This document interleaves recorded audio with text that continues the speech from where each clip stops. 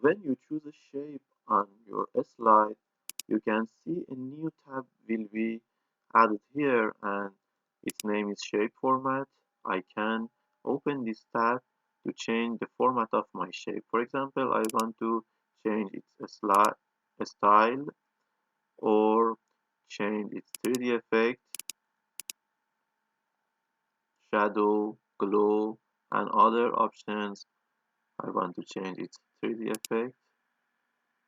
You can change your shape fill, for example, red color and its outline to green. You can change the weight of outline or type of outline from its options. For example, I will increase its weight and change its line like this. Or you can change the line, for example, to dash or dot like